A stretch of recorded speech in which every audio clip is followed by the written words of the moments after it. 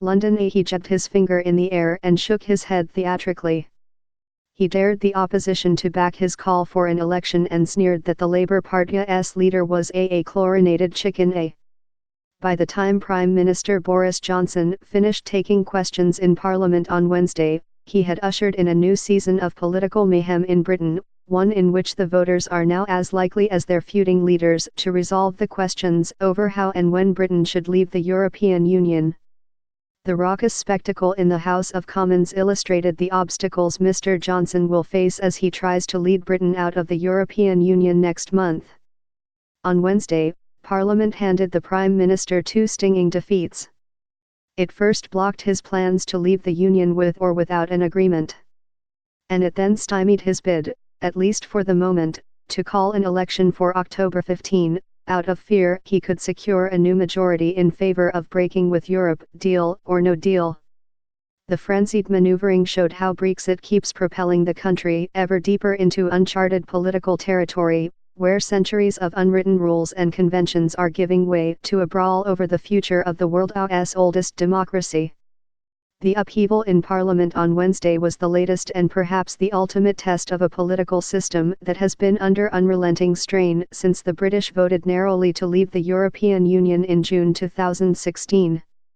Britain has since unwittingly become a laboratory for how a deeply rooted parliamentary democracy can be shaken to its core by populism, especially when wrapped in the democratic legitimacy of a public referendum. Parliament has become a theatre, beamed live around the world, in which democracy's messy, self-interested and self-destructive tendencies are laid bare in real time. Despite the vote by lawmakers defying the Prime Minister's call to go to the polls, Britain still appears headed for a general election in the coming weeks or months, with the opposition likely to agree to a vote once a law forbidding a no-deal Brexit is firmly in place. An election could clarify a debate that has become hopelessly muddled. A clear victory would give Mr. Johnson's Conservative government a mandate to withdraw, regardless of whether it strikes an agreement with officials in Brussels. A defeat would eject him from office and in all likelihood delay and reshape the terms of Britain's exit. Yet an inconclusive result, equally plausible, given the splintered nature of British politics, could leave the nation even more paralyzed than it is now.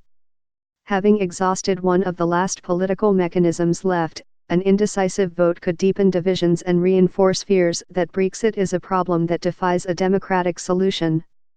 In many ways, Britain appears set on a course not unlike that in the United States, where President Trump, an ally of Mr. Johnson's, has galvanized his political base by vilifying his opponents. Like Mr. Trump, Brexit has not just dominated the national's political debate but changed the very nature of its politics. You have a complete fracturing of the British political system, and a British government that has ground to a halt, said Frank Luntz, a Republican pollster who advised the Conservative Party in past elections and knew Mr. Johnson as a student at Oxford. Everyone is seeking to be as dogmatic and punitive as they can, he said. This is doomsday politics at its worst.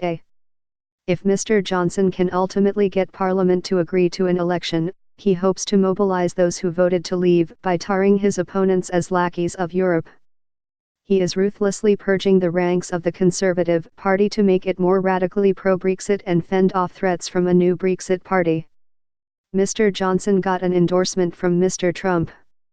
He's in there fighting, the president said. Boris knows how to win.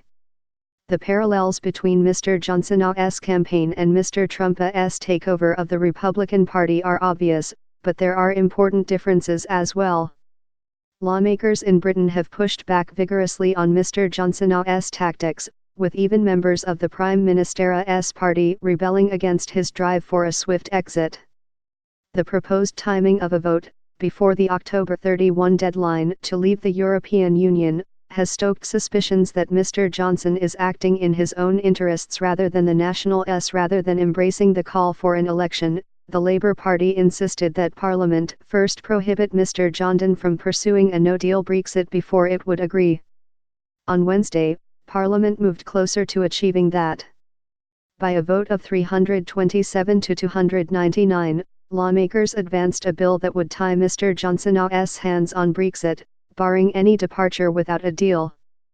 The bill now goes to the House of Lords, which must give its assent. Until it is the law of the land, Parliament is determined to resist Mr. Johnson's push for a new election.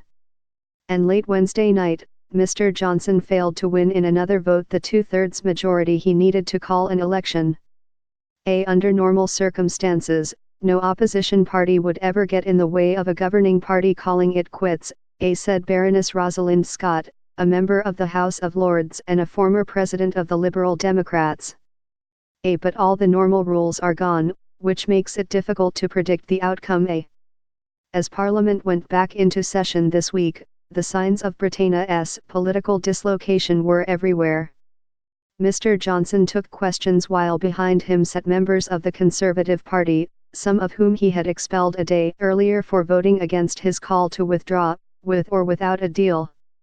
Among those were party elders Kenneth Clarke, who has served in Parliament since 1970 and is known as the father of the House, and Nick Soames, a grandson of Mr. Johnson's hero, Winston Churchill. Some Conservatives rose to Mr. Johnson's defense, but others scolded him for trying to cut off debate on Brexit by curtailing the number of days Parliament could legislate before the deadline. Those tactics prompted an outburst from an opposition figure. Are you a dictator or a Democrat? Ian Blackford, a Scottish leader in Parliament, bellowed at Mr. Johnson. I am a Democrat, Mr. Johnson replied, because I not only want to respect the will of the people in the referendum but want to have an election.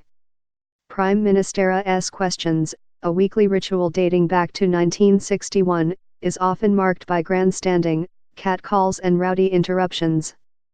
But Wednesday's session seemed especially unruly, less an effort to extract information from the government's leader than an opportunity for Mr. Johnson and the Labour leader, Jeremy Corbyn, to position themselves for the coming campaign.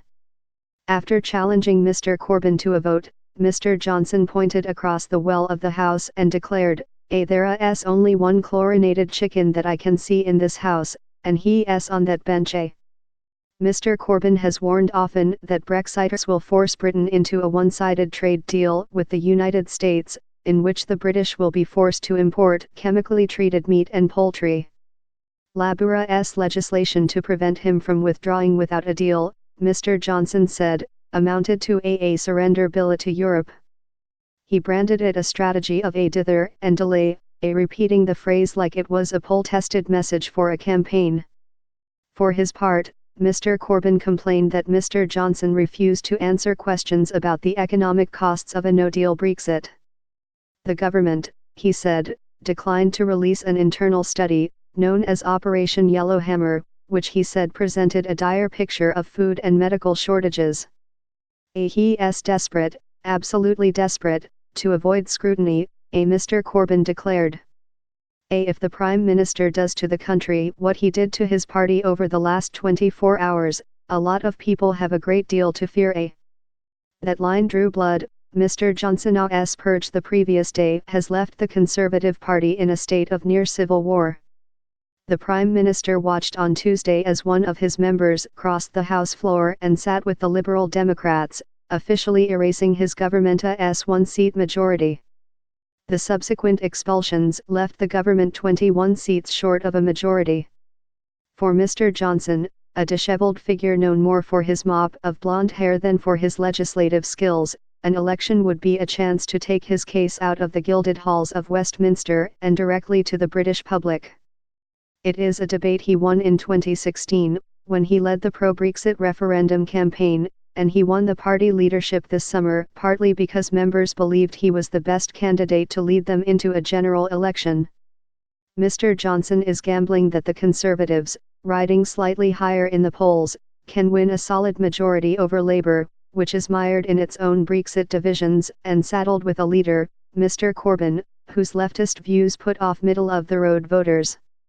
A strong victory, he said, would allow him to go into negotiations with European officials with a stronger hand than his predecessor, Theresa May.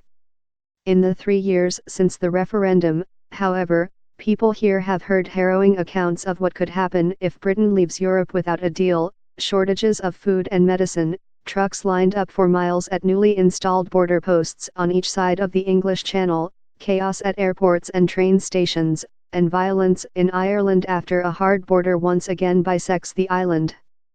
That explains Mr. Johnson's eagerness to hold the vote in mid-October, just weeks before the October 31 deadline to leave the European Union, rather than afterward, when the costs of a disorderly Brexit could become clearer to voters.